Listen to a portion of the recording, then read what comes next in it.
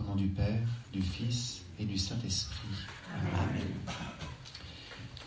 Donc chaque matin, pendant cette période estivale, nous proposons un enseignement sur un thème qui est lié au message et à l'expérience spirituelle de Notre-Dame-du-Lot.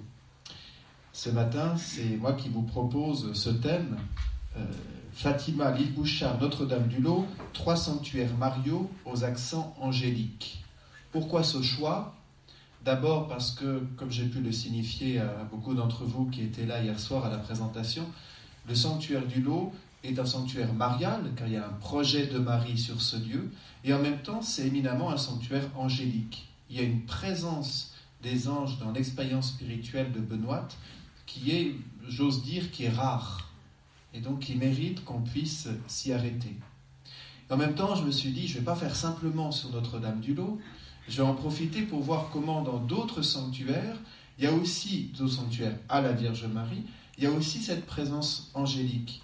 Et finalement, une sorte de regard croisé entre différents sanctuaires permettra de mettre en valeur davantage encore une spiritualité angélique. Alors j'ai choisi 3 sanctuaires, il y en aurait sans doute d'autres. J'ai découvert la semaine dernière par exemple qu'à Paray-le-Monial, il y avait aussi une présence angélique qui n'était pas négligeable. Pourquoi j'ai choisi ces 3-là ? Fatima, je vous laisse deviner pourquoi. C'est le centenaire, donc une bonne occasion pour nous de pouvoir davantage encore entrer dans le message de Fatima. L'île Bouchard, c'est un clin d'œil à mon évêque. Il y a un nouvel évêque dans le diocèse de Gap, dont ce sanctuaire fait partie. Il a été ordonné évêque le 11 juin, donc c'est tout récent. Et avant d'être nommé évêque, il était recteur de sanctuaire, le sanctuaire de l'île Bouchard. Donc je rends ainsi hommage à mon cher évêque, que j'aime beaucoup, à travers cette évocation de l'île Bouchard. Le 3e, Notre-Dame-du-Lot, je vous laisse deviner pourquoi j'ai choisi d'évoquer ce sanctuaire. Voilà. Donc à travers ce regard croisé sur ces 3 sanctuaires, je vous propose que nous puissions entrer davantage dans ce que j'appelle une spiritualité angélique. Pour être plus juste, il faut dire une spiritualité chrétienne à accent angélique. Parce que notre spiritualité est tournée vers le Christ qui nous fait entrer dans le mystère de la Sainte Trinité, et tout élément de spiritualité mariale, angélique, converge évidemment vers cet accueil de Jésus-Christ, unique sauveur, qui nous prépare à vivre pour l'éternité au cœur du mystère de la Sainte Trinité. Alors en introduction, je vais non pas faire un plaidoyer, parce que je n'ai rien à vendre, mais juste vous rappeler que les anges existent. La révélation sur les anges est incontestable. Il n'y a qu'à regarder la vie du Christ. Regardez, les premiers instants de la vie du Christ, c'est quoi ? C'est l'Annonciation. L'Annonciation faite par un archange. Ensuite, on arrive au mystère de la Nativité, où là, les anges sont extrêmement présents. On arrive ensuite dans le ministère public de Jésus, qui va commencer par la tentation au désert, où les anges le servaient, jusqu'à arriver à Gethsémani, où un des évangélistes nous parle aussi de cette présence angélique pour consoler Jésus, et les anges qui seront là le jour de Pâques, à la porte ou dans le tombeau, et les anges qui seront là encore au moment de l'ascension du Seigneur Jésus, pour dire aux apôtres, pourquoi restez-vous là à regarder le ciel ? Voyez ? Donc cette présence angélique est là constamment dans la vie de Jésus. S'il fallait choisir quelques passages, en voici quelques-uns. Quand Jésus nous dit, il y a de la joie chez les anges de Dieu pour un seul pécheur qui se convertit. Ça, c'est au moment des paraboles de la miséricorde. Quand Jésus veut vraiment nous convaincre que Dieu le Père est miséricordieux, il va employer 3 paraboles. La parabole du fils prodigue, la parabole du berger et de la brebis égarée, la parabole de la femme qui a perdu une pièce de monnaie. Et à chaque fois, ça va se conclure par ce refrain, il y a de la joie chez les anges de Dieu pour un seul pécheur qui se convertit. Si les anges n'étaient que des pures figures inventées, comme certains ont essayé de nous en convaincre, je ne vois pas Jésus, qui est la vérité même, dire cette parole-là. Voyez ? Il y a de la joie chez les anges de Dieu, mais les anges de Dieu n'existent pas pour un seul pécheur qui se convertit. Ce serait quand même bizarre dans la bouche de Jésus. Un autre passage très beau, où Jésus va tourner nos yeux vers les plus petits et nous dire « Gardez-vous de mépriser un seul de ces petits, car je vous le dis, leurs anges dans les cieux voient sans cesse la face de mon Père qui est aux cieux. » Allez, on veut dire que les plus petits ont particulièrement une présence angélique délicate à leur côté. Et là, pareil, si les anges n'existaient pas, je ne vois pas Jésus enseigner ceci à ses disciples. Ou encore, quand il va nous révéler la réalité d'un jugement dernier, au terme de notre vie. Matthieu chapitre 25, c'est ce fameux enseignement du Christ, où il va employer la parabole des boucs et des brebis, en parlant de cette séparation, et puis il commentera j'avais faim, vous m'avez donné à manger, j'avais soif, vous m'avez donné à boire, ce que vous avez fait au plus petit d'entre les miens, c'est à moi que vous l'avez fait. Et dans cette présentation du jugement dernier, il dit, quand le Fils de l'homme viendra dans sa gloire avec tous ses anges, alors il siégera sur son trône de gloire. On imagine mal Jésus dire, quand le Fils de l'homme viendra, il parle de lui, le Fils de l'homme, dans sa gloire avec tous ses anges, qui n'existent pas, c'est juste une image, alors il siégera sur son trône de gloire. Voyez, si vraiment on accueille la révélation biblique, on ne peut pas dire que les anges sont simplement une certaine manière d'essayer d'évoquer le fait que Dieu serait proche de nous. Non, il y a une réalité d'êtres qui sont des créatures non corporelles, appelées les anges. Et ça, l'enseignement de l'Église est très clair à ce sujet. Quand on ouvre notre référence, le catéchisme de l'Église catholique, on lit ceci: l'existence des êtres spirituels non corporels, que l'Écriture sainte nomme habituellement anges, est une vérité de foi. Le témoignage de l'Écriture est aussi net que l'unanimité de la tradition. Autrement dit, on n'est pas dans de l'opinionnable. Vous ne pouvez pas dire, moi, les anges, j'y crois pas. Enfin, vous avez le droit d'y réfléchir. Mais si vous voulez être un chrétien qui accueille la révélation, vous devez reconnaître l'existence des anges. Voilà, c'est une vérité de foi. Dieu, dans sa création, a voulu créer des êtres à la fois corporels et spirituels, les êtres humains. Il a créé des êtres corporels non spirituels, les cailloux, les plantes. Il a créé des êtres purement spirituels, les anges. Voilà cette révélation qui nous est faite. Après, il n'est pas interdit d'essayer de la comprendre. Et c'est ce qu'on peut faire justement à travers les témoignages qu'on a dans les lieux d'apparition. Je disais hier soir, attention, on ne peut jamais dire les anges existent puisqu'ils sont apparus à Benoît ou bien à d'autres voyants. On peut dire les anges existent parce que l'Écriture sainte est unanime et la tradition depuis 2000 ans l'est aussi. Et dans les lieux d'apparition, on a une expérience particulière de ces voyants avec les anges qui nous permet de voir comment ça peut nous rejoindre ou pas, parce qu'on a des sensibilités différentes. Mais en tout cas, comment on peut être attentif à la réalité de cette présence angélique dans notre vie. Alors pour ça, regardons ces 3 sanctuaires dont je vous ai dit qu'on allait particulièrement, sur lesquels on allait nous arrêter. Et les 3 sanctuaires mariaux aux accents angéliques que j'ai choisis. Le premier, je prends dans l'ordre chronologique, le premier c'est Notre-Dame-du-Lot. Notre-Dame-du-Lot, où on voit que les manifestations angéliques sont nombreuses. Grâce au manuscrit du lot, on peut s'amuser, si je puis dire, à les compter. Et on arrive ainsi à 500 manifestations angéliques. Je n'ai pas choisi le thème d'apparition. Je vous expliquerai tout à l'heure pourquoi. 500 manifestations angéliques sur les 54 années de la vie de Benoît. Je vous rappelle que les apparitions mariales sont au nombre de 400. Donc Benoît a plus souvent des manifestations angéliques qu'elle n'a d'apparition mariale. Pour l'instant, je vous cite les faits, puis après on essaiera de comprendre la signification. Un exemple, en 1668, donc on est à la 4e année des apparitions, et on nous dit dans les manuscrits du lot, pendant cette année et les suivantes, les visites de la Vierge Marie ne sont pas si fréquentes qu'elles ont été jusqu'à présent. Donc les 4 premières années, elles ont été assez intenses, et puis ça commence à se réduire après. Et les manuscrits continuent. Elle voit toujours la Vierge Marie quelquefois, mais son bon ange, elle le voit souvent. Voyez, son bon ange. On pense que c'est son ange gardien, mais ce n'est pas précisé. On l'appelle le bon ange. Deuxième lieu d'apparition chronologiquement, on arrive à Fatima.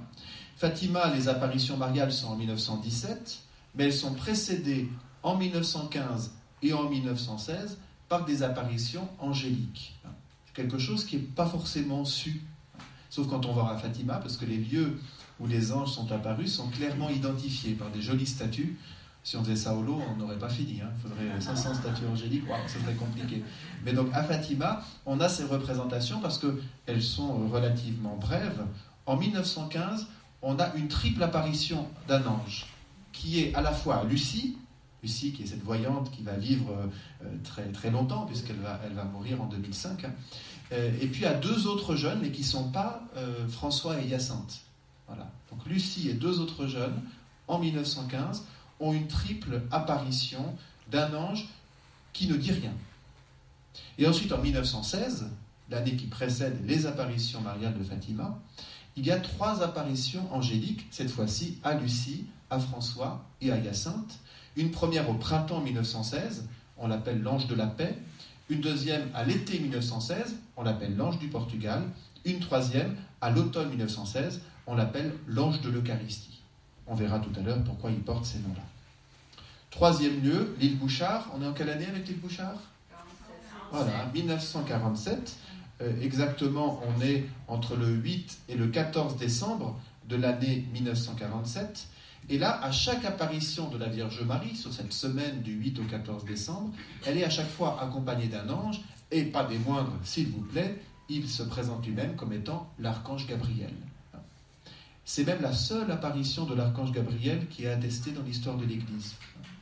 La petite Jeannette, qui a 7 ans, s'exclame « Oh, le beau ange !» avec son âge, quoi. Elle dit le beau ange, et c'est resté un peu l'expression. D'ailleurs, il y a la fête le 24 septembre de cette année à l'île Bouchard, qui s'appelle la fête du beau ange. Ils y ont invité un recteur de sanctuaire dans lequel il y a des anges, un recteur du sanctuaire du Lot, qui ira présider cette fête du beau ange pour justement manifester le lien entre nos 2 sanctuaires. Alors voilà, ça c'est les faits dans ces 3 sanctuaires. Mais comment est-ce que les anges vont se manifester dans ces différents sanctuaires ? C'est intéressant parce que ça nous permet, en fait, à travers la manifestation des anges, de cerner davantage qui sont les anges et qui sont les anges surtout pour nous, en rapport avec nous.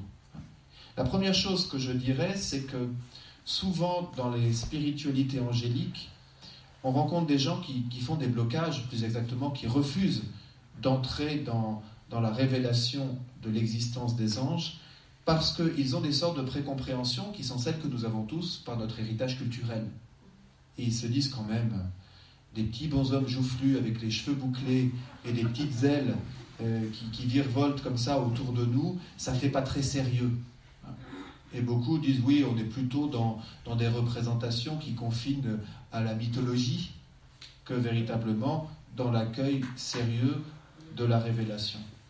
Et c'est toute la difficulté, en fait, aussi bien sur le plan angélique que sur le plan démonologique, aussi bien pour les anges que pour les démons, c'est que si on en reste simplement aux représentations, on risque d'évacuer la réalité parce qu'on ne serait pas à l'aise avec la représentation. On a ici un exemple, vous avez un tableau, tout le monde ne le voit peut-être pas très bien, mais il y en a un autre un petit peu plus loin où il doit y en avoir aussi, où il y a des anges. Comment l'artiste a représenté un ange ? Ici, en fait, c'est l'Annonciation, donc on voit l'archange Gabriel. C'est un homme ou une femme, on ne sait pas trop, avec des ailes. L'artiste, selon, on pourrait dire, l'habitude qui a été prise au cours de l'histoire, a donc représenté un ange selon l'archétype de la représentation angélique, c'est-à-dire un être souvent jeune et beau, avec des ailes. Mais les anges étant des purs esprits, ils n'ont pas plus d'ailes que nous. On est bien d'accord. Ce sont des purs esprits. Allez-y pour représenter un pur esprit. Je vous donne une feuille, vous avez un quart d'heure pour dessiner un pur esprit. Ah ben non, excusez-moi, mais comme un pur esprit, par essence, il n'a pas de matière, comment voulez-vous qu'on puisse le représenter ? Donc on pourrait dire dans une sorte de convention qui fait que pour représenter quelque chose de cette réalité des anges purs esprits, on a décidé de les représenter comme des personnages beaux et avec des ailes pour exprimer quelque chose de cette dimension spirituelle qui est leur essence même. D'accord ?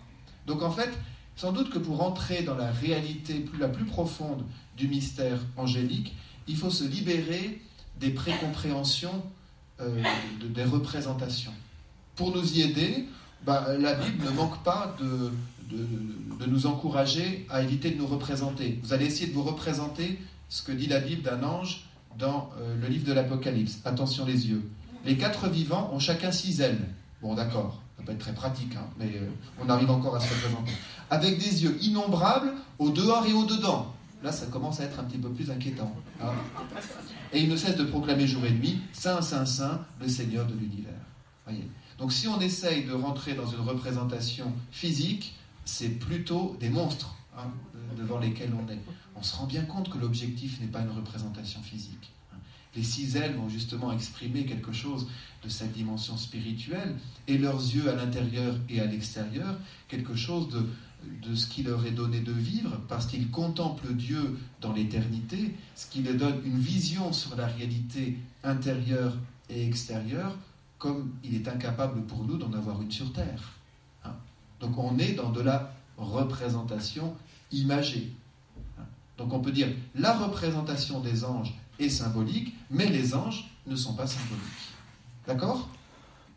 Et ça permettra à saint Augustin de pouvoir dire ange désigne la fonction, non pas la nature. Tu demandes comment s'appelle cette nature ? Esprit. Tu demandes la fonction ange. On ne devrait jamais dire des anges. On devrait dire des esprits qui ont une mission angélique. Parce qu'angelos en grec, ça veut dire l'envoyé. Ils sont envoyés par Dieu pour nous transmettre des messages, pour nous consoler, pour nous accompagner dans la vie. Donc ange, comme le dit très justement saint Augustin, c'est leur mission, envoyés. Tandis que leur nature, c'est esprit. Les anges sont des purs esprits. On est d'accord ? On va voir comment ça se transpose dans les expériences spirituelles de Fatima, de l'île Bouchard et du Lot. Au Lot, on a quelque chose de très intéressant. Son bon ange lui apparaît, à Benoît, sous forme d'un petit enfant avec des ailes comme on les dépeint, brillant comme le soleil, sans éblouir. Alors on pourrait dire, tiens, vous voyez que les anges, ils sont bien petits et ils ont des ailes, la preuve, c'est comme ça que Benoît les a vus. C'est intéressant qu'il y ait l'expression « comme on les dépeint ». Pour nous dire, en fait, on va l'exprimer avec les mots qu'on a sur Terre. Voilà.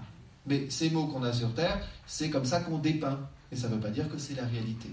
Juste une petite chose qui est intéressante, Benoît avait beaucoup d'affection pour les enfants. Elle aimait énormément les enfants. Et vous voyez que cet ange qui apparaît, pour la réjouir, il va... C'est pas un ange qui m'appelle. Pour la réjouir, il va justement lui apparaître sous les traits de ce qu'elle aime le plus. Vous voyez, ça montre une délicatesse angélique. Mais ça ne veut pas dire que les anges sont des plus bons hommes. C'est comme ça qu'ils sont dépeints dans ce qui va réjouir le plus Benoît.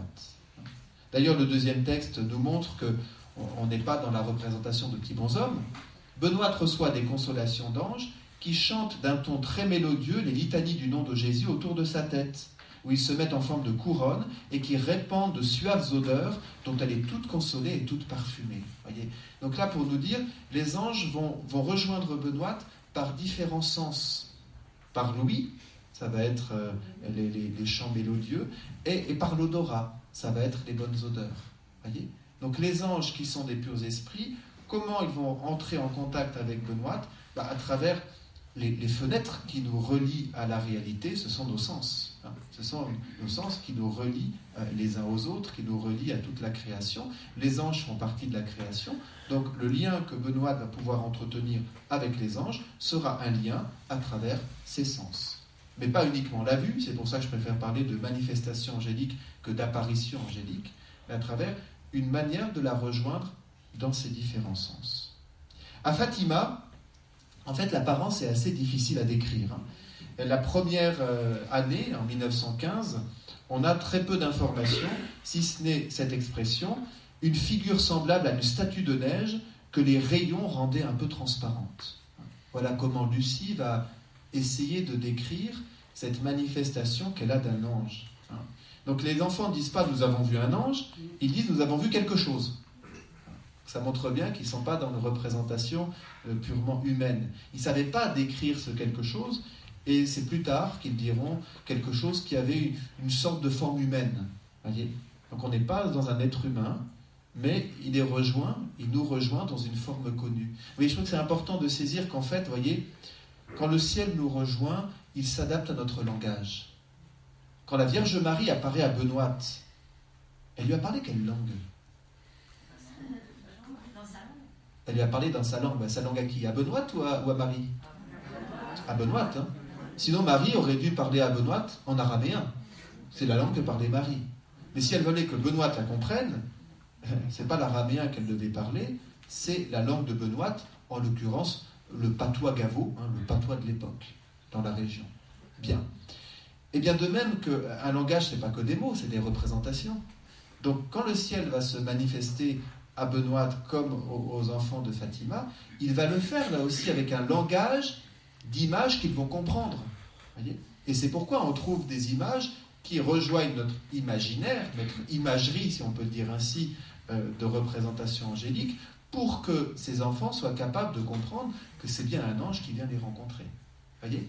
Donc on peut dire, les anges sont des purs esprits, mais comme dans notre langage, on a quelques images qui nous permettent d'être d'accord pour dire c'est un ange, personne ici dira ah ben là c'est un grand-père qu'on a représenté. Non, on est tous d'accord que c'est un ange qui est représenté. Vous voyez, une sorte de consensus d'imagerie. Eh bien, ce consensus est utilisé par le ciel de manière à ce que les enfants saisissent que c'est effectivement un ange qui vient les visiter. Dans la deuxième apparition, en 1916, les trois apparitions de 1916, nous aperçûmes alors une lumière plus blanche que la neige, et la notion de lumière est très importante. On parlera souvent des anges comme des êtres de lumière. Voyez ? Pourquoi ? Parce qu'en fait, ils laissent totalement passer la lumière qui vient de Dieu. Ce n'est pas eux-mêmes qui génèrent la lumière, ils sont pure transparence à la lumière de Dieu. Et d'ailleurs, sur Terre, quand on rencontre des êtres humains qui visiblement portent quelque chose de Dieu, on va dire qu'ils sont lumineux. Voyez ? Et il y a une lumière sur leur visage, il y a quelque chose qui fait qu'on sent qu'ils laissent passer Dieu, avec toutes les réticences que nous mettons.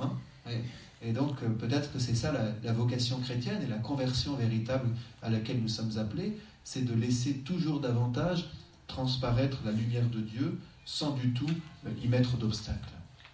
À l'île Bouchard, on va avoir une représentation intéressante. L'ange, donc on est sur l'archange Gabriel, se tenait sur une pierre à peu de distance de la dame et à sa droite. Il était vêtu d'une robe blanche et avait des ailes blanches aux bords dorés. Il tenait à la main droite un lys blanc et l'autre main reposait sur sa poitrine. Ses cheveux étaient blonds. Alors on pourrait dire, on a la totale de l'archétype. Voyez ? On a l'impression d'entendre nos petits anges de plâtre qu'on trouve dans nos églises ou qu'on met à nos crèches à Noël. Il y a tout, il y a absolument tout. Mais justement, vous voyez, je trouve ça intéressant que ces enfants-là qui ont 6, 7, 8 ans, pour qu'ils comprennent que c'est bien un ange qui vient leur parler, eh bien, on pourrait dire qu'ils se déguisent en ange de crèche, en quelque sorte. Voyez, comme ça, les enfants, ils vont d'abord être rassurés devant une figure qui leur est familière, et ils vont comprendre qui est-ce qui vient les visiter. C'est effectivement un ange. Les symboles ont du sens. Le vêtement blanc, c'est signe de la sainteté. Le lys blanc, c'est signe de la pureté. La main sur la poitrine, c'est le signe du recueillement. Les anges, leur mission essentielle, c'est la prière. Et puis les cheveux blonds, alors les cheveux blonds évoquent la jeunesse éternelle. Et nos chères petites têtes blondes, comme on dit quand on parle des enfants. Donc le choix du symbolisme du blond pour les cheveux des anges, c'est pour dire qu'ils sont dans l'éternelle jeunesse de Dieu. Voyez, en dehors du temps qui nous marque dans le vieillissement. Au ciel, on ne vieillira plus, c'est génial, non ? Il y en a qui sont interrogés. Quel âge on aura au ciel ? Waouh ! Alors certains disent on aura 33 ans parce que c'est l'âge du Christ, sa mort et sa résurrection. D'autres disent non, on n'aura pas d'âge, mais c'est quand un corps qui n'a pas d'âge, c'est dur pour nous à se représenter. Bon, justement, qu'on arrête de se représenter. Qu'on travaille simplement à pouvoir accéder au ciel, c'est ça que le Seigneur nous demande. Dans l'expérience du lot, le fait qu'on est devant une représentation et qu'en même temps les anges ne sont pas de chair comme nous, est particulièrement exprimé dans ce passage qui est bien connu parce qu'il est très touchant. Étant tombé dans quelque légère impatience, son ange la reprend. Son ange reprend Benoît. Elle lui répond avec sa simplicité ordinaire, « Bel ange, si vous aviez un corps comme nous verrions ce que vous feriez. » Ce qui est intéressant, outre le fait que Benoît ose parler à son ange avec une certaine familiarité, ce qui est intéressant, c'est qu'elle a vraiment conscience que son ange n'a pas un corps comme nous. Donc elle a une manifestation angélique, donc elle a bien quelqu'un qui vient la rencontrer, et en même temps qu'elle a ce quelqu'un qui vient la rencontrer, elle se rend bien compte qu'il n'a pas un corps comme nous. Et c'est pourquoi elle peut oser cette remarque. Donc, premier constat que l'on peut faire de la révélation et de ces différents sanctuaires de manifestations angéliques, c'est les anges existent, mais gardons-nous de représentations qui viendraient finalement soit réduire, soit nous détourner de leur réalité essentielle. De purs esprits qui laissent passer totalement la lumière de Dieu. Deuxième élément de réflexion, je vous mets des petites images aussi pour décorer. Voilà. Deuxième élément de réflexion, quelle est la fonction des anges ? Et on va voir que les anges ont essentiellement une fonction pour nous éduquer à ce qu'ils savent faire le mieux. Qu'est-ce qu'ils savent faire le mieux ? Prier et vivre au rythme de Dieu. Qu'est-ce qu'on sait faire le moins ? Prier et vivre au rythme de Dieu. Aïe, on a bien besoin de bons éducateurs. Voyez ? Alors là, ce sera très net au lot. Alors bien sûr, le lot, comme ça s'étale sur 54 années, on a des témoignages qui sont très abondants. Premier témoignage extrêmement simple, l'ange dit à Benoît de prier sans cesse, sans se lasser. Voyez ? Les anges dont c'est la mission au ciel, ils prient sans cesse en contemplant la face de Dieu. Je dirais que ce sont les plus à même de pouvoir nous dire qu'il faut vraiment prier. Et sans se lasser. Donc les anges ont conscience que pour nous, la prière peut entraîner une forme de lassitude, qu'elle soit liée à notre condition physique. C'est beaucoup plus difficile de prier quand on est fatigué, quand on est malade, alors que même on dirait c'est là que j'ai le plus de temps et c'est là que c'est bien le plus difficile. Voilà. Et les anges nous encouragent, comme un appel à leur faire confiance. S'ils nous disent que c'est important de prier, c'est pas à nous de déterminer si c'est important ou pas. Vous voyez, c'est important. C'est mystérieusement important. Pourquoi Dieu a besoin de notre prière, après tout ? D'ailleurs, Benoît, un jour, qu'un ange vient transmettre à Benoît une demande en lui disant que la Vierge Marie lui demandait de prier pour la paix. Et Benoît répond, vous ne pouvez pas répondre à la Vierge Marie que ce soit elle qui prie, parce que ses prières sont bien plus efficaces que les nôtres. C'est quand même intéressant, parce que Benoît perçoit que finalement, la demande du ciel que nous prions, elle a quelque chose, on se dit, mais est-ce que c'est vraiment utile ? Sachant que le ciel sait déjà ce dont on a besoin, et le ciel est beaucoup plus efficace que nous. Il y a un mystère dans la prière qu'il s'agit pour nous d'accueillir. Le Seigneur a besoin de nos prières. Cherchons pas trop pourquoi, comment, on aime bien tenir les tenants et aboutissants. Faisons confiance au ciel qui nous dit que la prière est essentielle. Voyez. Deuxième demande, l'ange ordonna à Benoît d'être plus recueillie qu'elle n'était. Son ange qui est à côté d'elle, elle voit bien que dans ses prières, souvent, ça plane. Et qu'elle commence à penser complètement à autre chose, ça ne nous arrive jamais, n'est-ce pas ? Et voilà que son ange est là pour lui dire « tu reviens un peu à ta prière ?» Voyez ? Et ça peut être intéressant, si vous avez vraiment l'impression d'avoir des prières très distraites, de pouvoir invoquer votre ange et de vous dire, lui qui est un maître de prière et qui est là à côté de moi, particulièrement quand je prie, c'est lui qui peut m'aider à revenir à l'essentiel de ma prière. Quand au moment de prier, je suis en train de faire la liste de mes courses que je vais faire dans 1 heure, là, et je suis déjà parti au champ, alors qu'en fait je suis en prière. Voyez. Donc l'importance des anges pour cela. Donc au lot, on va avoir un enseignement sur l'importance de prier. À Fatima, ce qui est intéressant, c'est qu'on va voir un contenu à cette prière. L'ange va intervenir pour dire en fait pourquoi il faut prier.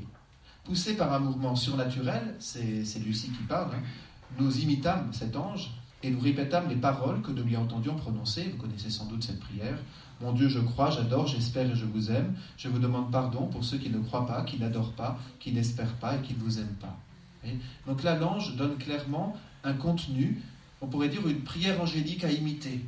On peut se dire que ce que font les anges dans l'éternité, ils prient particulièrement à cette intention-là.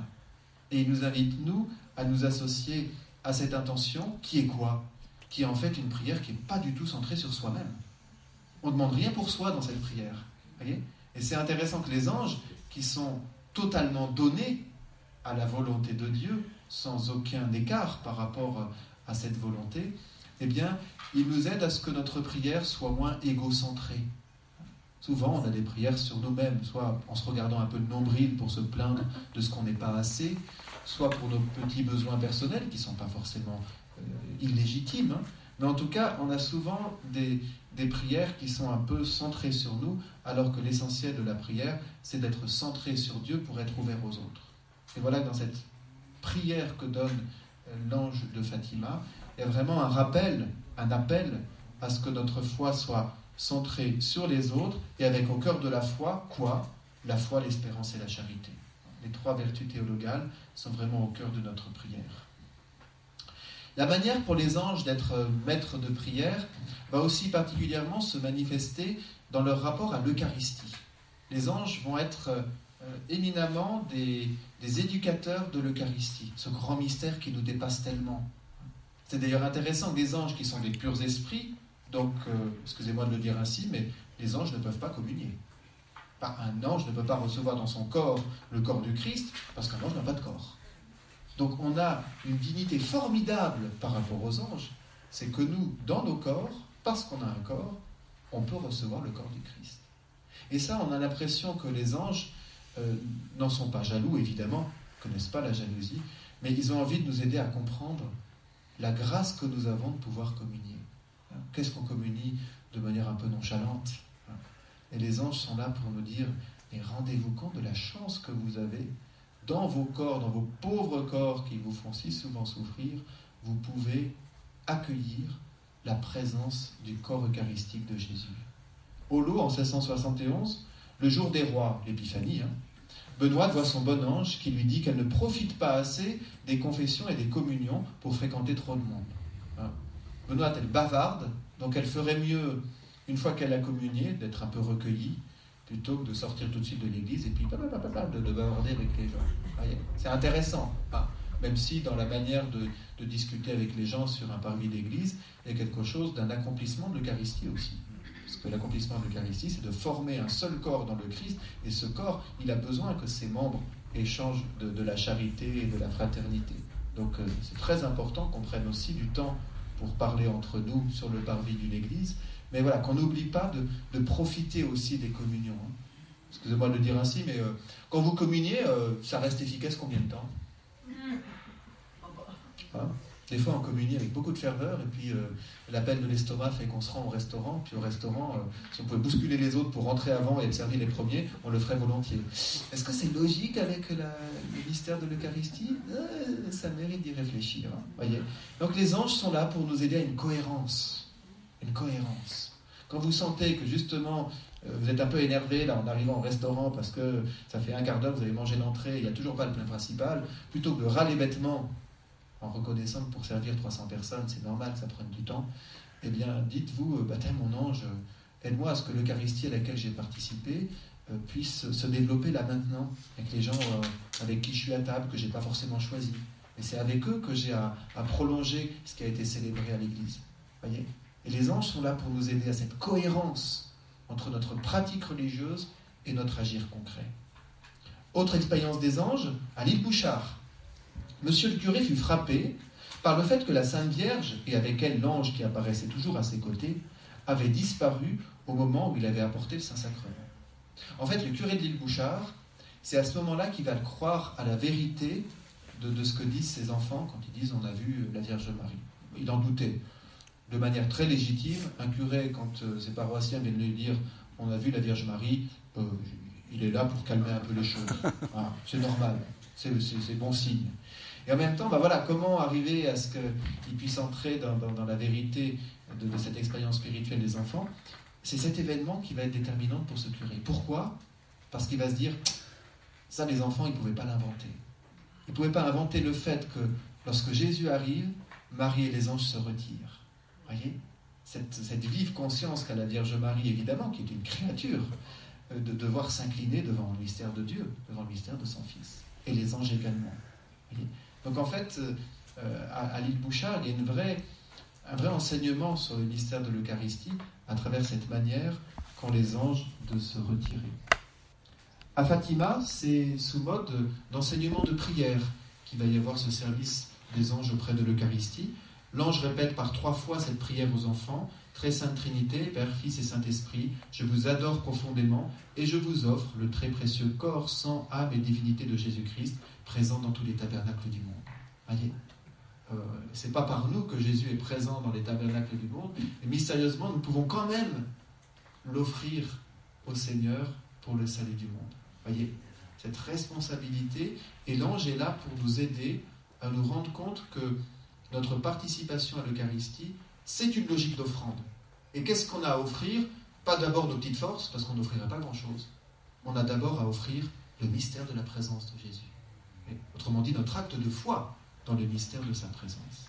Et ça va se manifester encore d'une certaine manière en 2 lieux, au Lot et à Fatima, par une expérience spirituelle particulière des voyants.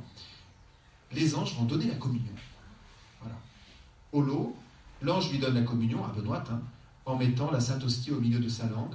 Pendant ce temps, l'autre ange se tenait dans un très profond respect, les mains jointes, bien inclinées. Les anges qui sont dans ce respect de l'Eucharistie et qui permettent à Benoît de communier. Et à Fatima, les enfants virent de nouveau l'ange, qui cette fois tenait dans sa main gauche un calice, sur lequel était suspendue une hostie. Il donna la Sainte Communion à Lucie et donna le sang du calice à Hyacinthe et à François. Alors d'ailleurs, il y a des commentateurs qui se sont intéressés à pourquoi Lucie recevait la communion au corps du Christ, pourquoi Hyacinthe et François recevaient au sang du Christ. Il faut savoir qu'ils vont avoir des parcours de vie très différents. François et Hyacinthe vont mourir très jeunes. Voilà qu'ils reçoivent le sang du Christ. C'est à la fois la vie du Christ, son sang, vous voyez, c'est vraiment le sang, c'est la vie. Tandis que Lucie va continuer son parcours pendant longtemps. Elle va donc recevoir la manne nouvelle qui permet au peuple de traverser le désert en étant nourri. Donc elle communie au corps du Christ. Il ne faut pas distinguer le corps et le sang. Vous savez, quand on communie intégralement au Christ, même si c'est sous une seule des espèces. Autrement dit, quand à la messe, vous voyez que le prêtre communie au corps et au sang du Christ, vous ne pouvez pas dire qu'il a plus communié que vous. Ce ne serait pas juste de représenter ainsi. C'est plus signifiant, parce qu'à la demande de Jésus, prenez, mangez, prenez, buvez. Au niveau du sens, c'est plus signifiant. Au niveau de la réalité, on communie identiquement, pleinement, à la présence de Jésus. D'accord ? Voilà les anges au service donc de l'Eucharistie. Alors, si jamais vous avez, j'ai pas de la peine des fois à entrer dans le mystère de l'Eucharistie, si vous vous rendez compte que votre participation à la messe est quand même très nonchalante, si c'est difficile pour vous de vivre de l'Eucharistie une fois que vous avez communié, invoquez les anges. Voilà. Ils ont un tel respect, une telle conscience de ce grand mystère qu'ils peuvent vraiment nous aider à avoir nous aussi une vie davantage eucharistique. Autre élément important dans la vie des anges, les anges sont aussi, bien sûr, serviteurs de la miséricorde et du salut. C'est-à-dire qu'ils vont nous transmettre la miséricorde qui vient de Dieu, la sensibilité de Dieu à toutes nos peines et son désir de nous en sortir, et le salut, c'est-à-dire la promesse qui nous est faite, acquise par la croix et la résurrection du Christ, de participer à la vie éternelle auprès de Dieu, en Dieu. Alors d'abord, les anges vont être un petit peu des radio-réveils. Allez, invoquez votre ange, oh bon radio-réveil, parce qu'en fait, qu'est-ce qu'on vit endormi sur cette terre? Et on a besoin de radio-réveil qui sonne un petit peu, même si ce n'est pas très agréable d'entendre le radio-réveil quand on a envie de dormir. Mais on ne peut pas vivre notre vie terrestre de manière anesthésiée. On a besoin que les anges nous réveillent un coup. Et voilà qu'ils vont le faire auprès de Benoît. Les anges firent 3 tours dans l'église, ayant tous un flambeau à la main. Donc l'église du Lot, quand vous rentrez dans l'église du Lot, dites-vous que les anges vont processionner dans cette église. Ça nous aide aussi à accueillir leur présence. Benoît en prit aussi un à l'autel, et ils chantèrent « Béni soit le Père éternel qui a choisi ce saint lieu pour la conversion des pécheurs. » L'action de grâce des anges, c'est de reconnaître que le ciel a un projet sur le lot qui est la conversion. Et c'est ça qui leur fait chanter les louanges de Dieu. À Fatima, l'ange va dire « Priez, priez beaucoup. Les 5 heures de Jésus et de Marie ont sur vous des desseins de miséricorde. » Les anges, ils voient ça en direct au ciel. Donc ils sont capables de nous transmettre une information très sûre. Et s'ils nous disent, encore une fois, de prier beaucoup, c'est qu'il faut le faire. Et s'ils nous disent que les cœurs de Jésus et de Marie sont tout ouverts auprès de nous, pourquoi nous fermer la porte à une telle disponibilité du ciel? Voyez. Donc vraiment, les anges sont serviteurs de la miséricorde. Et ils sont des fois de manière très concrète. Un exemple au lot qui est, je dirais, un sanctuaire de vie concrète par excellence. Au lot, on va trouver ce joli passage. L'ange charge de Benoîte de dire à une personne qu'elle ne s'explique pas bien au prêtre à qui elle se confesse, qu'elle s'expliquera mieux à un autre. Voyez. Donc l'ange va choisir pour tel ou tel pèlerin le prêtre avec lequel ça passera mieux. C'est normal, hein ? On est dans des relations humaines. Dans les relations humaines, des fois ça passe moins bien. On n'arrive pas à se faire comprendre, on n'est pas sur la même longueur d'onde, voilà. Et les anges, eux, ils ont ce sens de pouvoir nous orienter vers les personnes avec lesquelles ça pourra bien passer. Donc avant d'aller vous confesser, un jeudi soir, là, il y a par exemple une veillée où il y a les prêtres qui sont là pour confesser. Avant de vous dire, celui-là il a une bonne tête, celui-là il a l'air sévère, celui-là, voilà. Dites à votre ange, est-ce que tu peux m'orienter vers le bon confesseur pour moi ? Vous voyez ? Et à ce moment-là, votre confession risque au bon sens du terme, de porter davantage de fruits. Vous voyez ? Impliquer nos anges dans ce concret de notre vie qui veut davantage s'ouvrir au Seigneur et donc aussi dans notre manière de nous confesser. Il y a un autre domaine par rapport à la conversion où les anges vont avoir un rôle particulier. Là, je mets un texte un peu long, pardon, pour ceux qui sont loin, ils ont peut-être du mal à le lire, mais je vais de toute façon le commenter. On est à l'été 1916 à Fatima. L'ange apparaît et il appelle à travailler pour réparer les péchés. Et il conduit Lucie à affirmer ceci. Ces paroles étaient comme une lumière qui nous faisait comprendre qui est Dieu, combien il nous aime et veut être aimé de nous. Vous voyez ? Premier objectif des anges, transmettre sans faire obstacle cette lumière de Dieu qui nous dit cette réalité première et essentielle. Il nous aime, il veut être aimé par nous. Et ensuite, notre réponse, la valeur du sacrifice et combien par égard pour lui, Dieu convertit les pécheurs. Donc les anges vont aider les voyants, et nous à travers eux, à comprendre qu'il ne faut pas qu'on contourne les sacrifices.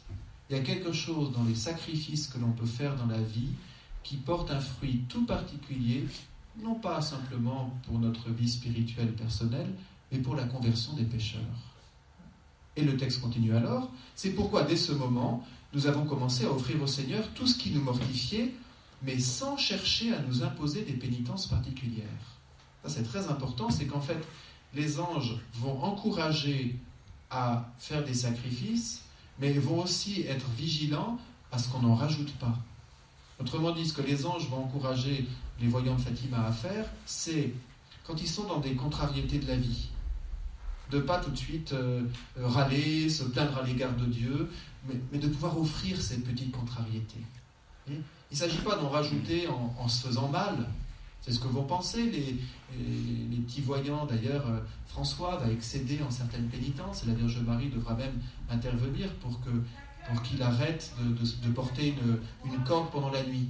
C'était mauvais pour sa santé. Mais lui, il pensait qu'à travers ce sacrifice, il allait offrir quelque chose sur les pécheurs. Il était très généreux, mais mal généreux. Et donc le ciel va devoir intervenir pour rééquilibrer la juste générosité de ces sacrifices, afin que ce soit des sacrifices ancrés dans la réalité de la vie. Il y a des choses dans la vie qui sont des contraintes. On peut soit les subir, soit râler, soit être dans l'amertume permanente, ou alors on peut les offrir. Et dans le mystère de cette offrande, il y a quelque chose qui sert pas simplement à notre salut, mais qui sert à la conversion des pécheurs. C'est ce qu'on va retrouver au lot. Au lot, son ange la reprend parce qu'elle excédait dans ses mortifications. Il lui ôte tous les instruments dont elle mate son corps, sans qu'elle sache qui les lui a pris. Elle s'en plaint à lui, il lui répond que c'est lui qui lui avait pris. Le moins qu'on puisse dire, c'est que l'ange, là, il n'est pas dans le marchandage. C'est tu te fais du mal, c'est pas ce que Dieu attend de toi, confisqué. Vous voyez, on est vraiment dans cette logique de parents qui confisquent quelque chose à leurs enfants parce qu'il y a une mauvaise utilisation. Vous voyez ? Donc, comment pouvons-nous offrir en sacrifice tout ce qui, dans notre vie, on pourrait dire tout ce qu'on ne maîtrise pas dans la vie. Il y en a pas mal, de choses qu'on ne maîtrise pas. Mais pas chercher à en rajouter par des mortifications qui ne sont pas ce que le Seigneur attend de nous. Voilà le clair message des anges. Alors au final de cette partie, on pourrait dire que les anges vont aider dans la vie spirituelle des voyants à prendre le bon chemin d'une vie chrétienne. Et voilà un résumé tel qu'on le trouve au lot. Si vous arrivez à l'appliquer, bonjour. Moi, à chaque fois que je le lis, j'ai le vertige. L'ange de Benoît l'exhorte, attention, à être bien patiente, à ne pas se troubler dans ses tentations, ni des ennemis visibles et invisibles, ni des affaires temporelles. Il lui dit que lorsqu'on est joyeux, tout ce qu'on fait est agréable à Dieu, et que quand on se fâche, on ne fait rien qui lui plaise. Bon ben voilà qui est clair. Donc si vous voulez un chemin pour avancer dans une vie qui soit de plus en plus chrétienne, premièrement, davantage de patience, aïe aïe aïe. Ensuite, quand on est dans les tentations, il y en a dans les tentations, dans toute vie, on ne va pas se troubler, voyez, ni face à nos ennemis visibles, les ennemis visibles, c'est les personnes qui vous en veulent, voilà. On ne va pas se troubler par rapport à ça. Ni les ennemis invisibles, là on est dans l'œuvre démoniaque, voyez. Et puis, ni des affaires temporelles. Benoît va souvent s'inquiéter d'affaires temporelles. Et l'ange va devoir venir et lui dire « Arrêtez de vous inquiéter ». Là, il se disait on a fait des dépenses pour les nouveaux confessionnaux du lot. Alors, c'est Benoît qui pensait ça. Oh, c'est peut-être des dépenses excessives. Et elle commençait à se prendre la tête avec ça. Et son ange lui dit arrêtez, mêlez-vous de ce qui vous regarde. Arrêtez de vous inquiéter pour des choses temporelles. Okay. Comme vraiment une reconnaissance, et les anges peuvent nous le dire parce qu'ils contemplent ça au ciel, que le Seigneur s'occupe de tout. Quand est-ce qu'enfin on intégrera cette parole, Matthieu chapitre 6 ? Ne vous faites pas de soucis pour demain. Voyez ? Le Seigneur sait tout ce dont vous avez besoin. Vous cherchez le royaume et sa justice, tout le reste vous sera donné par-dessus le marché. Parole de Jésus. On a du mal à l'accueillir, cette parole. Nous, on veut maîtriser. On a peur du lendemain. On veut en fait continuer à conduire, à garder le volant de notre vie, alors que le mystère de la vie chrétienne, c'est de comprendre qu'il faut laisser le volant au Seigneur. Donc les anges vont vraiment aider Benoît à saisir cela et à avoir un comportement joyeux. Tous les ronchons, là, les mâles, tous ces comportements-là, on les met à la poubelle parce que même si vous donnez 1000 € en ronchonnant, il ne vaut mieux pas donner 1000 €. D'accord ? Donc faites un don en sanctuaire de 1000 €, ça vous pouvez le faire, il n'y a pas de problème, mais faites-le avec le sourire. Et à ce moment-là, vous ferez plaisir aux anges. Bien. Il n'y a aucun message là derrière, bien entendu. Autre aspect dans la mission des anges, c'est souvent finalement l'aspect que spontanément on mettrait le plus en valeur. Les anges sont gardiens et sont protecteurs. On met plus en valeur parce qu'on se dit c'est ce qui va nous servir le plus. Comme intéressant de se dire qu'on peut avoir un ange gardien qui va nous éviter de chuter en montagne ou des choses comme ça. Donc spontanément, c'est vers cette mission des anges qu'on se tourne le plus. Vous remarquez que je n'ai pas commencé par cela, parce que ce n'est pas la plus essentielle. Ou plutôt, si on commence par cela, on peut se tromper sur pourquoi les anges sont aussi gardiens et protecteurs. Je dirais qu'ils sont gardiens dans 5 grands domaines. Rien que ça. Premièrement, et ce n'est pas du tout par ça qu'on les voit souvent le plus, les anges sont gardiens des nations. C'est très intéressant de voir que dans nos 3 sanctuaires, c'est quelque chose qui apparaît très clairement. À Fatima, c'est net, puisqu'on parlera même de l'ange du Portugal. Voyez ? Donc on reconnaît qu'il y a un ange gardien d'une nation. De tout ce que vous pourrez, offrir à Dieu un sacrifice en acte de réparation pour les péchés par lesquels il est offensé, et de supplication pour la conversion des pécheurs. De cette manière, vous attirerez la paix sur votre patrie. Je suis son ange gardien, l'ange du Portugal. Voyez ? C'est intéressant de se dire que le Seigneur, dans sa providence, nous donne des anges à titre personnel, mais également, il donne des anges gardiens des nations. Parce que ça veut dire aussi que le Seigneur a un projet sur nos nations. Et là, c'est important pour penser toutes les questions politiques et sociales, de se dire que le Seigneur a un projet sur chacune de nos nations. Et ce serait bien qu'on soit à l'écoute de quel est ce projet. Et comment on va respecter ce projet et les valeurs que porte une nation. Voyez ? Donc c'est des questions politiques qui sont fondamentales. Et le Seigneur, pour ça, nous donne des anges qui nous aident à respecter notre patrie. Regardez au lot. L'ange dit à Benoît, dans l'église, de prier Dieu que la paix se fasse. Qu'on prie et qu'on fasse prier Dieu dans tous les sacrifices de la messe, afin que personne ne puisse trahir le roi et qu'il vive longtemps. Ce n'est pas une option des anges qui serait royaliste, mais tout le monde l'était à l'époque, on est à l'époque du roi Louis XIV.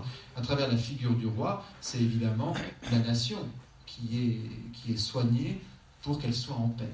Vous voyez, l'insistance de ces prières, et particulièrement de la prière de la messe, comme étant le moyen de pouvoir préserver la paix d'une nation. Et les anges sont soucieux de cela. À l'île Bouchard, c'est particulièrement significatif, parce que je vous rappelle que le contexte, enfin je vous informe, que le contexte de l'apparition de l'île Bouchard, c'est une situation politique en France très limite, où le communisme a pris une place toute particulière dans l'après-guerre, et la Vierge Marie, voyant les méfaits du communisme dans certains pays, va appeler vraiment à prier pour la France afin qu'elle ne se laisse pas aller à cette idéologie.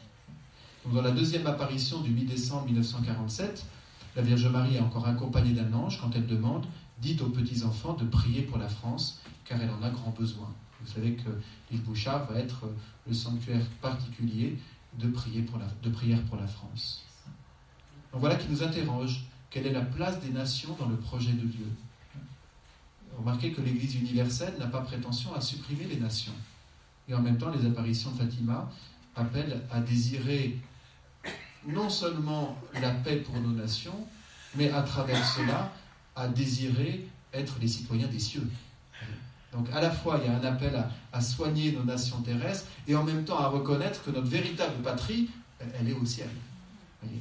Ça, c'est le premier domaine. Les anges sont protecteurs des nations. Et sans doute qu'on n'invoque pas suffisamment les anges par rapport à tous les dangers qu'on voit dans nos nations, par rapport au terrorisme en France. Et j'ose dire que le meilleur vigipirate, c'est invoquer les anges. Bien sûr qu'il faut aussi des dispositions sécuritaires, il n'y a pas de problème là-dessus. Mais voilà, qu'on invoque aussi les anges protecteurs. Deuxième domaine de protection, eh bien, c'est aussi lié. Les anges nous protègent de toutes les divisions. Le diviseur, le diabolos, vous savez qui c'est. Donc ceux qui font l'œuvre contraire des anges, ce sont les démons. Ceux qui font l'œuvre contraire des démons, ce sont les anges. Et donc les anges travaillent pour nos réunifications, pour nos réconciliations. Holos est manifeste. L'ange dit à Benoît d'avertir deux personnes qu'elles devraient bien prendre garde, parce que le démon fera tout ce qu'il pourra pour les mettre en désordre et pour les faire se séparer. Et je crois qu'on n'est pas assez vigilant à cette tentation démoniaque de nous diviser. On y succombe avec beaucoup de facilité.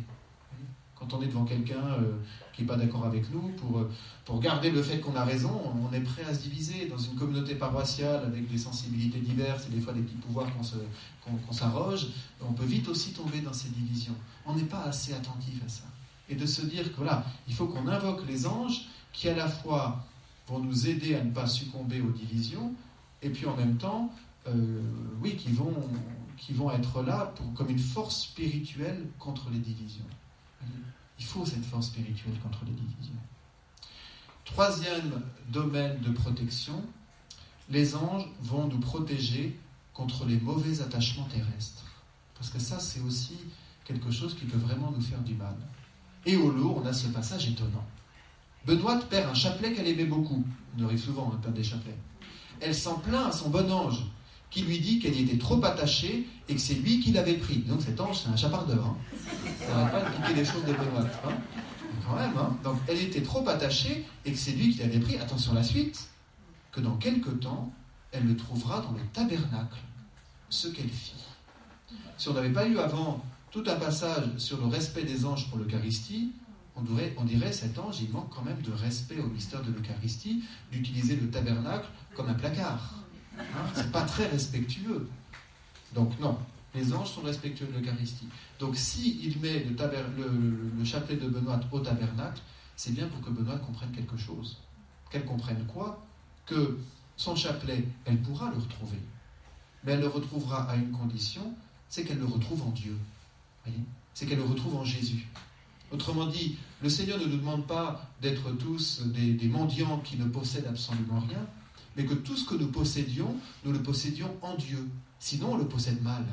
Voyez ? Benoît possédait mal son chapelet, sans doute qu'elle était très attachée à son aspect, à sa matière, et que finalement, quand elle égrenait le chapelet, elle était plus attentive à son aspect qu'à la prière que lui permettait cet objet. En le retrouvant en Dieu, elle va pouvoir en faire un véritable objet de prière. Et que même la beauté de ce chapelet lui rappelle finalement la beauté du Seigneur et de Marie. Voyez ? Alors, peut-être que votre présence au lot peut être un moment opportun pour vous demander qu'est-ce qui doit passer de ma vie au tabernacle ? Ça peut être votre super nouvelle voiture que vous venez d'acheter et la moindre rayure vous fait sursauter.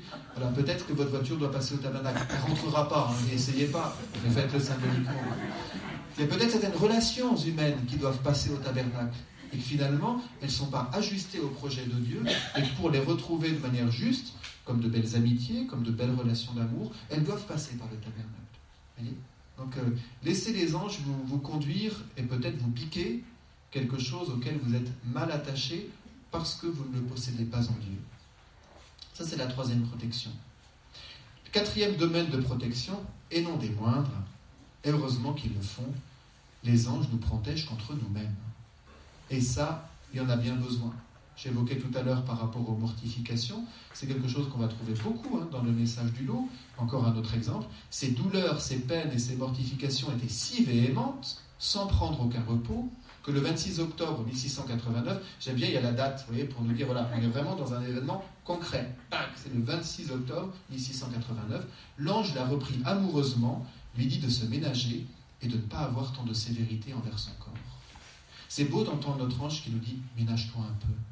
Voyez, on peut vite être pris dans toutes nos activités. Là, vous êtes mère de famille, grand-mère, grand-père, vous avez des petits-enfants à vous occuper. Là, il y en a dans tous les sens. Et puis, c'est toujours légitime. Et il y a votre ange qui vous dit ménage-toi un peu. N'oublie pas de te reposer. Nous, on va facilement culpabiliser quand il s'agit de se reposer. On va dire mais avec tout ce qu'il y a à faire, comme pas me reposer. Et il y a notre ange qui nous dit si, repose-toi. Et comment il le fait ? Par rapport à la violence qu'a Benoîte envers elle-même, douleur, peine, mortification, que fait l'ange ? Il la reprend comment ? Amoureusement. Vous avez vu ?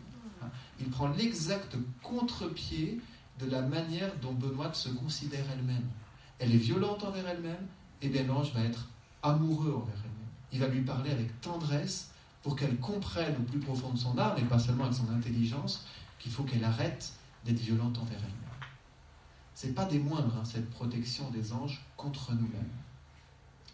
Cinquième protection, c'est celle à laquelle on pense le plus quand on évoque les anges gardiens. Ils nous protègent des dangers de la vie. Et là, dans l'histoire du lot, on va trouver des témoignages. Les anges lui apparaissent à Benoîte, à la roche où les démons l'ont portée, c'est le fameux col de l'ange, et il lui montre où elle devait passer. En suivant le chemin qu'il lui montre, il lui semblait marcher sur de la laine, encore que le chemin fut très difficile. Donc on a vraiment cette présence des anges pour nous éviter des dangers de la vie. Et le catéchisme de l'Église nous dit, de l'enfance au trépas, la vie humaine est entourée de leur garde et de leur intercession. Une double mission tout au long de notre vie, ils nous gardent et ils intercèdent pour nous. C'est comme ça qu'ils sont gardiens, voyez, en nous gardant de trop grands dangers dans la vie et en intercédant pour nous, dimension spirituelle, le corporel et le spirituel, ils tiennent en compte les deux réalités. Mais vous remarquez qu'on ne parle pas d'anges gardiens, on parle de leur garde, pour justement qu'on évite de les chosifier, comme si un ange gardien c'était un outil très pratique parce qu'il va me permettre d'éviter les dangers. Je peux traverser une autoroute en fermant les yeux, si j'ai invoqué mon ange gardien, j'arriverai de l'autre côté sans encombre. Non, ça on ne fait pas. D'accord ? L'ange gardien, c'est pas un airbag. Voyez ? L'ange gardien, c'est une présence qui va aussi respecter notre liberté. Donc si jamais vous ne respectez pas les notions élémentaires de sécurité, votre ange gardien ne va pas s'y substituer. Il va simplement vous accompagner dans les dangers de la vie. Pour terminer, oh là là, on a dépassé un peu l'heure, mais comme les anges sont des éducateurs de patience, ils vont vous rendre patient. Pour terminer, non mais je pense que c'est important, s'il y en a qui veulent partir, la porte est ouverte, mais de finir sur 4 pistes concrètes pour une spiritualité angélique qui soit véritablement chrétienne. 4 pistes concrètes que j'emprunte aussi à ces 3 lieux d'apparition. Premièrement, c'est très intéressant de voir que dans chacun de ces 3 lieux, Fatima, l'île Bouchard et Notre-Dame-du-Lot, il y a un appel non seulement des anges à ce qu'on prie le chapelet, mais il y a une invitation à les prier avec eux. Au lot, Benoît dit son chapelet avec son bon ange, qui le commençait et elle répondait. C'est pas étonnant, L'Ave Maria, il commence comment ? Je te salue Marie, comblée de grâce, c'est la parole de qui ça ? C'est la parole de l'archange Gabriel. Donc c'est logique que dans la prière, Benoît dise à l'ange, ange, la partie qui te revient, c'est toi, puis moi j'enchaîne. Essayez de prier le chapelet comme ça, il faut être un peu concentré, mais c'est quand même intéressant. On le fait ici pendant notre session angélique, entre les deux fêtes des archanges le 29 septembre et des anges gardiens le 2 octobre. On organise une session angélique pour justement entrer dans la spiritualité angélique. Et on fait un chapelet en marchant sur les lieux d'apparition, en faisant comme ça. Il faut être un peu concentré pour être en silence pendant la partie angélique, mais c'est très intéressant. Parce que justement, ça ouvre notre prière à une vraie communion entre le ciel et la terre. Ce qu'est éminemment la prière de l'Ave Maria.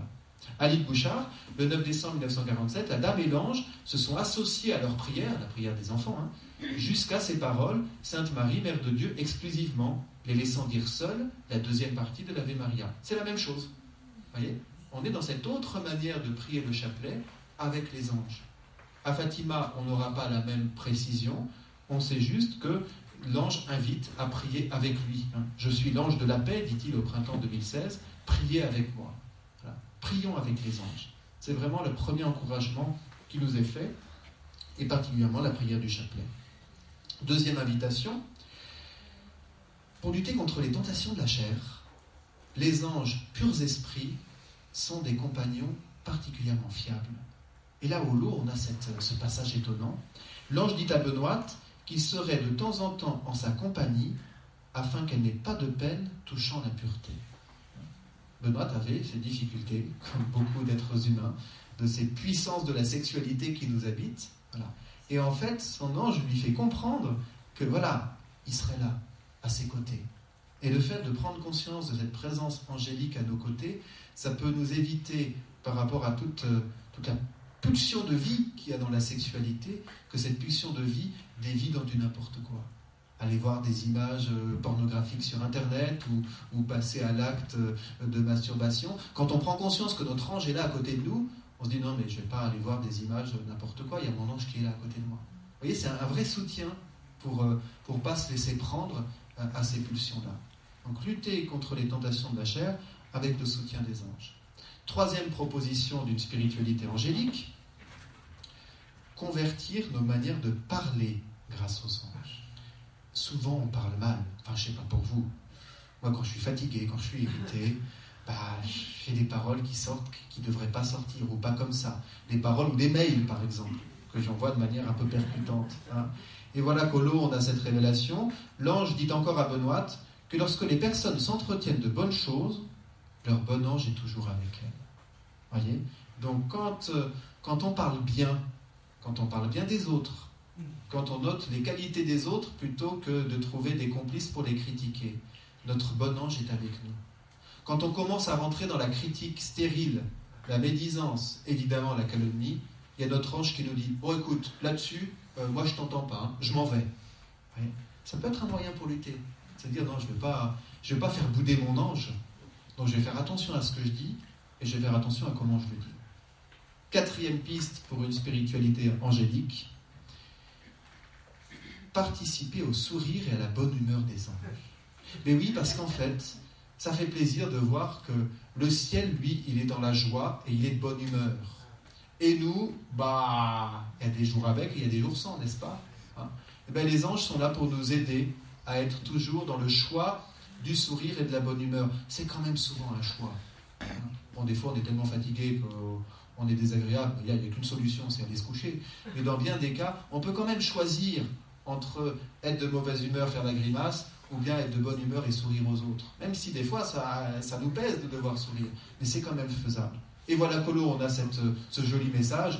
Benoît, désirant voir la bonne mère, l'ange lui dit qu'elle ne la verrait pas encore. Il se promenait sur l'autel et riait devant elle. Vous voyez ? Un ange qui rit, il ne rit pas pour se moquer. Il rit parce que voilà, il est content d'être là. Vous voyez ? On l'imagine se baladant sur l'autel avec son sourire. Vous voyez ? Ça nous invite à... Rien qu'en évoquant, ça nous fait sourire nous aussi. Vous voyez ? Il y a quelque chose du sourire du ciel qui peut devenir sourire sur nos lèvres. Et à l'île Bouchard, Jacqueline demande à la dame « Quel est l'ange qui vous accompagne ?» L'ange se détourne et répond en souriant « Je suis l'ange Gabriel. » Vous voyez ? Il ne lui dit pas en faisant la grimace, il lui dit en souriant. Comme une invitation à accueillir cette présence des anges qui sourient, et que finalement, plus on accueillera la présence des anges de notre vie, non pas pour que c'est substitut au culte que nous devons au seul Dieu, mais qui nous aide à ce que ce culte soit plus large, soit plus généreux, soit justement plus joyeux, ben à ce moment-là, on est véritablement dans une spiritualité chrétienne.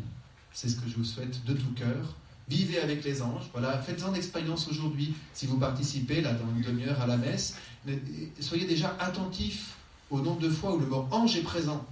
Ils sont comme un peu en embuscade, les anges. Mais dans la liturgie, tout d'un coup, on se rend compte, tiens, on les mentionne à cet endroit-là. Tiens, ils sont présents, là, on chante le Sanctus avec les anges. Hein? Donc, il y a cette présence des anges dans notre quotidien. Il s'agit d'y être attentif et après de mettre en application tous les bons conseils qu'ils nous ont donnés là. Si franchement, on essaye tous, on va vivre une super journée. Gloire au Père et au Fils et au Saint-Esprit, comme il était au commencement, maintenant et toujours, et dans les siècles des siècles. Amen. Au nom du Père, du Fils et du Saint-Esprit. Amen.